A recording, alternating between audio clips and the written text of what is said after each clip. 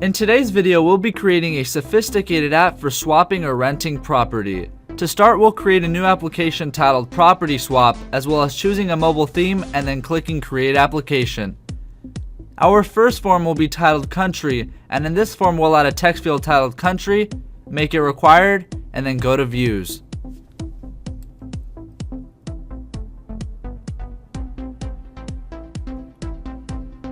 We'll click Add a New View, title it Countries, with Country as the form and everything checked. Now let's go into user mode and start adding some countries. We're doing this because later on this app will utilize the records that we're inputting. After we're done, we'll create a new form titled Property Add and start by changing the tab name to Location of the property.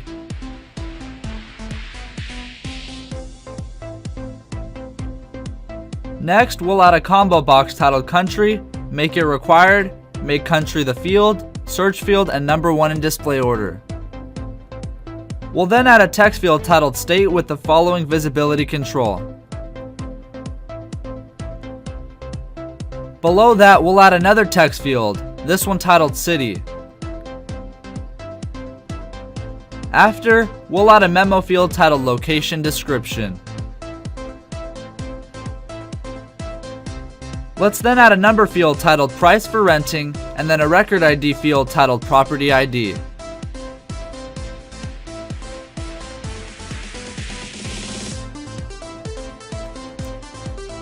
Then we'll drag a new tab to the top and title it Property Owner Information. Inside here, we'll rename the tab column to Property Owner Information, and then add a standard section titled Property Owner Information.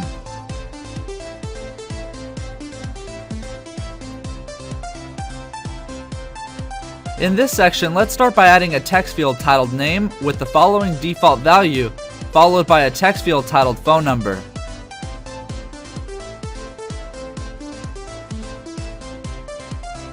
Below that, we'll add another text field, this one titled Property Owner Email with the following default value.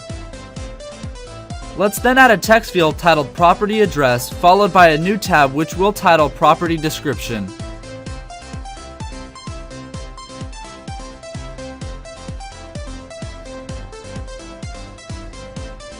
Like we did our last tab, let's rename the column to the tab name, which would be Property Description in this case.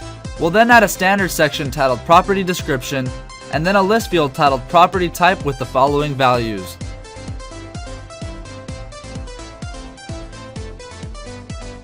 After this list field, we'll add a few more list fields titled Bed Bath, Accommodates, and Language We Speak.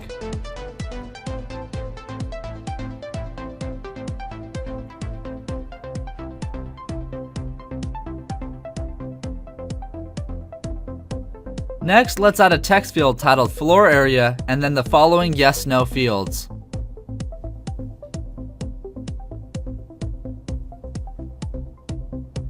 Once we've added the yes/no fields, we'll add a text field titled Preferred Destination, followed by a new tab titled Property Overview.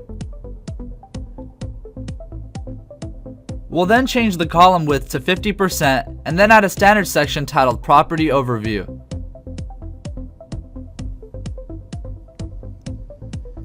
In this new section, we'll start by adding a text field titled Country: with the following calculated formula that'll return the value from the first tab.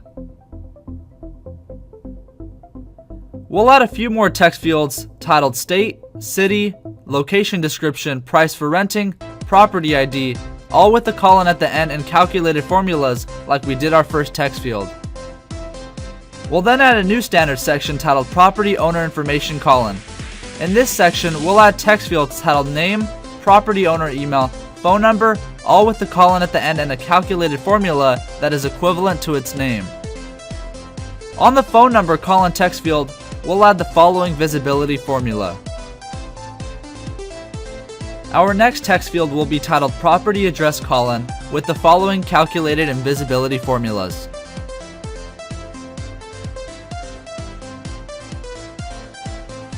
Let's then add a text field titled Recipient's Email with the following calculated method that'll return the logged on user's email automatically.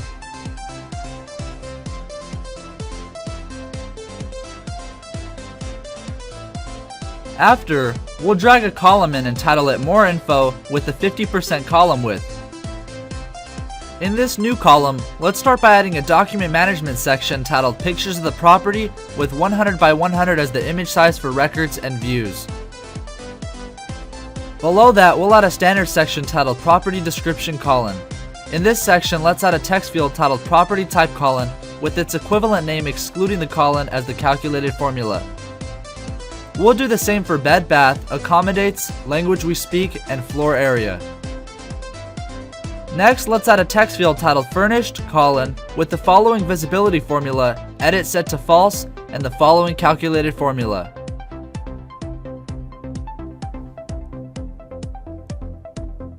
This field will now show yes if the box has been checked in the previous tab. We'll do the exact same for the other yes/no fields.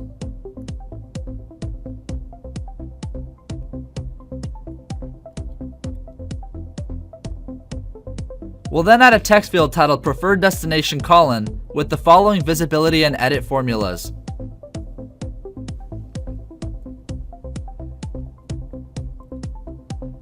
Then let's add a button titled Submit Ad with the following visibility formula and a Save an Email on Click event.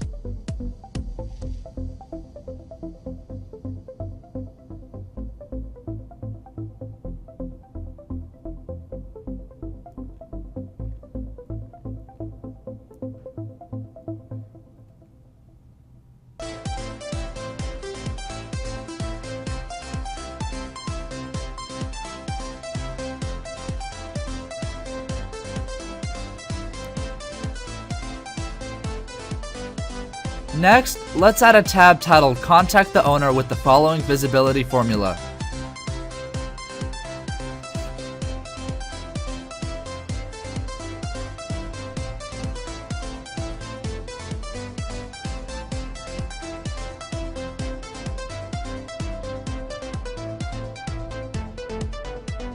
After that, we'll add another tab, this one titled Owner's Mailbox with the following visibility formula.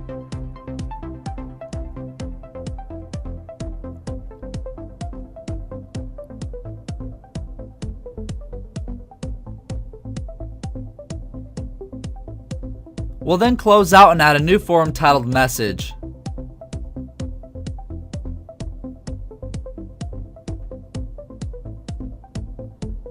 In this form, let's start by changing the column width to 50% and then adding a text field titled From with edit set to false and the following default value method.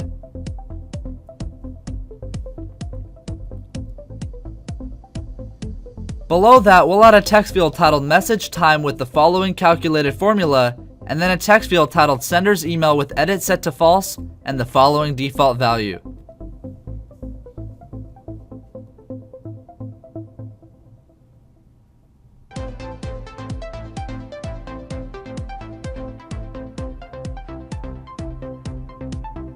Let's now close out and go to our property add form, where we'll add a data grid subform section titled Message in the Contact the Owner tab.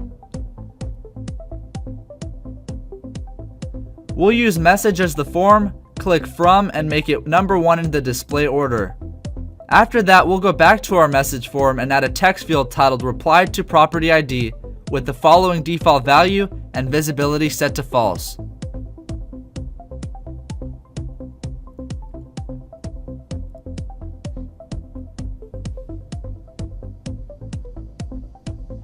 And below that, we'll add a text field titled City with edit set to false, followed by a combo box titled Reply to with the following checked.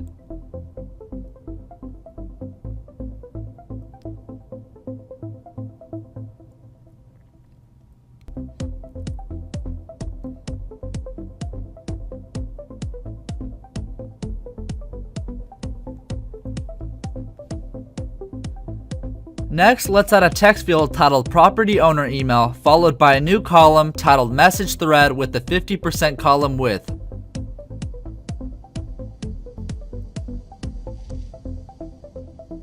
In this new column, we'll add a data grid subform section titled Message Thread with Message as the form and From checked with the number 1 display order. Then let's add a text field titled owner email from the property ad form in the message column with visibility set to false and the following default value. We'll do the same for owner email from the message form, and then click on property owner email to add the following calculated formula, as well as setting visibility to false.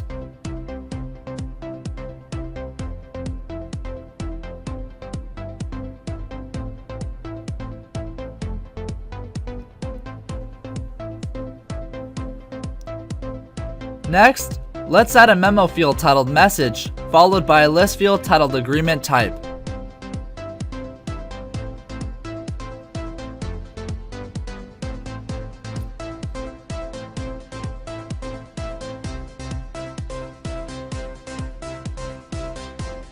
Then a combo box titled swap for with the following visibility control, property ad as the form, and the following fields checked.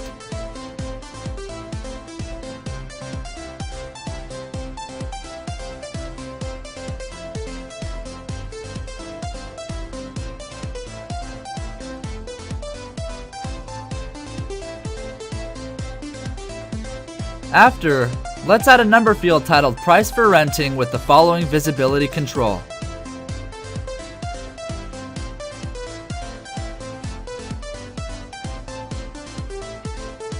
Below that, we'll add two date fields titled check-in date and check-out date, followed by a list field titled dates are flexible, and then a standard section titled hidden section with visibility set to false.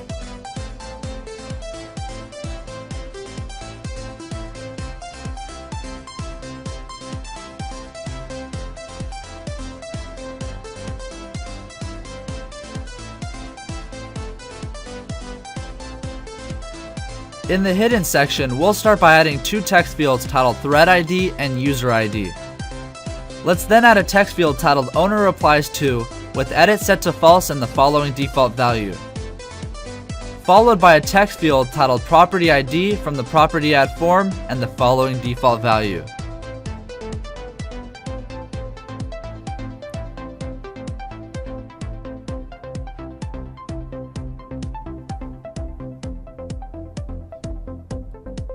Next, we'll add another text field, this one titled property ID from the message form, followed by another text field titled property ID with the following calculated formula.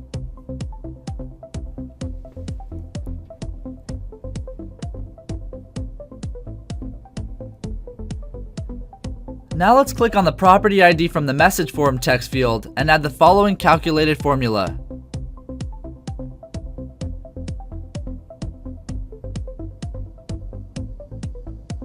And after, we'll add two text fields titled city from the message form and city from the property ad form with the following calculated and default value formulas.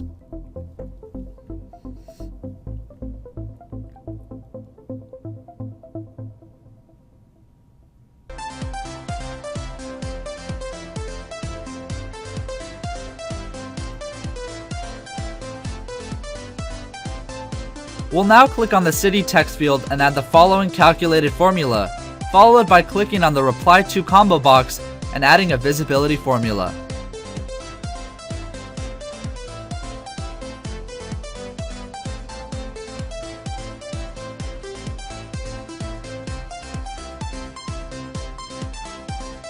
Let's then add a text field titled parent thread ID with the following calculated formula, followed by a text field titled parent user ID and the following calculated formula.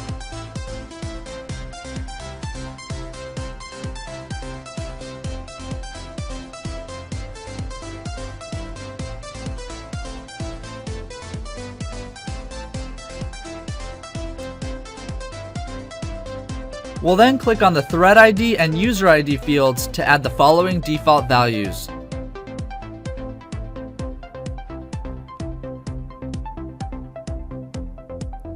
After, let's add a text field titled agreement type colon with the following visibility formula and edit set to false.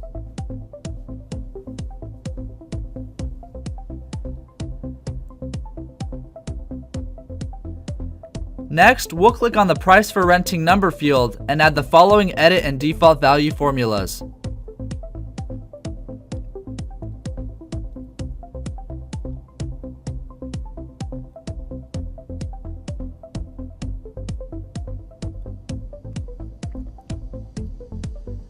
Let's then click on the check-in, check-out date fields to add the following edit and default value formulas.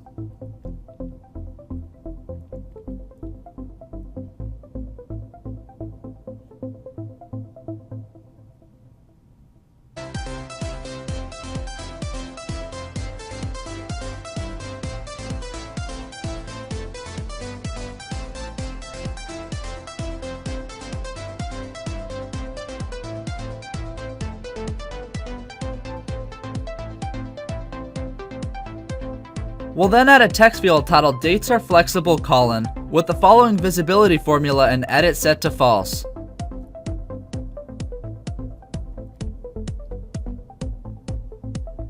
Next, let's click the agreement type list field and add the following visibility formula.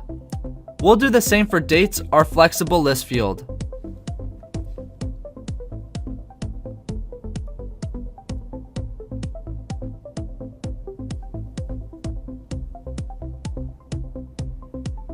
After, we'll drag some of the fields to the hidden section, and then add a button titled Send with the following visibility formula.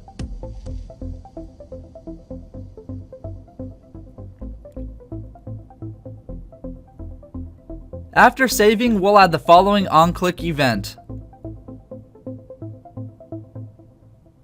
On-click, save an email, email to property owner email, city as the field, a quick body, and include link to record checked.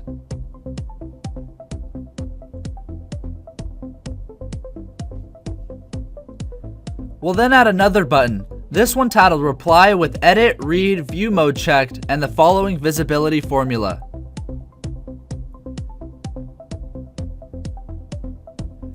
After saving, we'll add the following button event. On-click, save an email, email to owner replies to, city as the field, a quick body, and include link to record checked.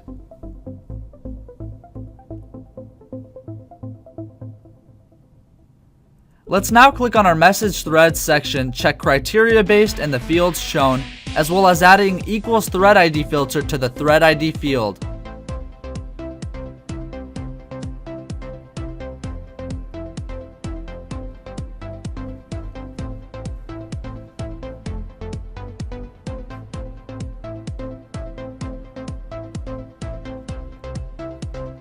After that, we'll drag in a data grid subform section titled Quick Property Look with property add as the form, criteria based on the following fields checked, as well as equals property ID on the property ID field.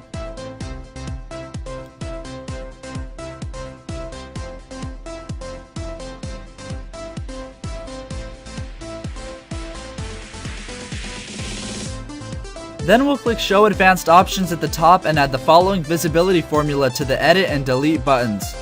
Then we'll make the Save button visibility false.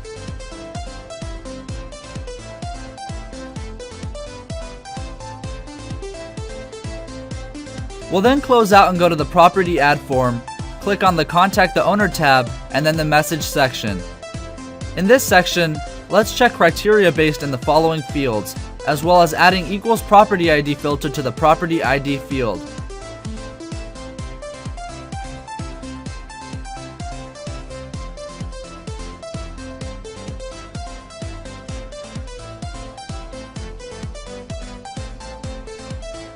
Next, let's go to the Owner's Mailbox tab. Click on the Data Grid subform section we just added titled Message, criteria based checked, allow new records unchecked, message as the form, the following checked, as well as equals property ID filter to the property ID field, equals property owner email to the property owner email field, and lastly, a filter on sender's email.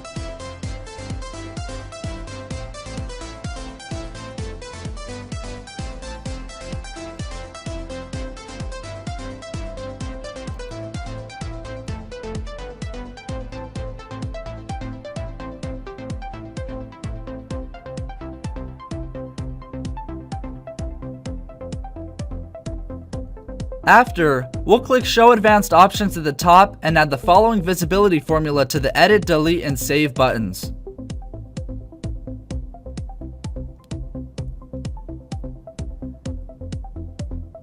We'll then add that same visibility formula to the location of the property, property owner information, and property description tabs. Let's now close out, go to the views, and add a new view titled My Property with property add as the form and the following checked.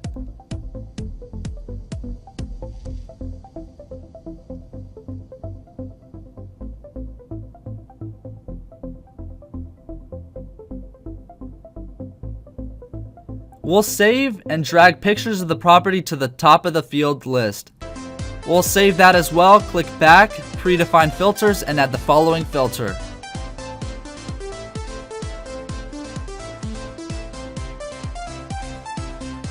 We'll save again, click on the My Property view, then Mobile View Designer, and change our view by dragging and dropping until we get the desired look.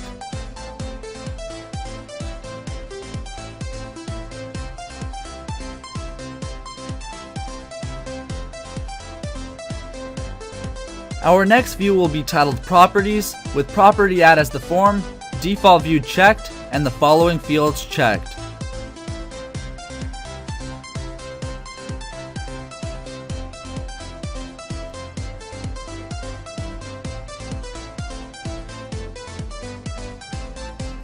After saving, we'll drag the pictures of the property to the top of the fields list. The next view will be titled Property Map, with map as the view type, property add as the form, and everything checked in the property address field.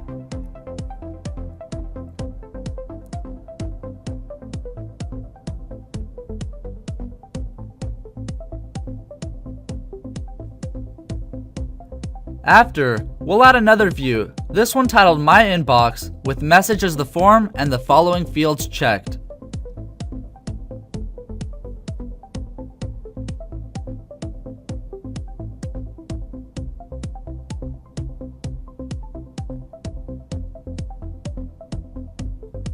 We'll then save, click back, and add the following predefined filter.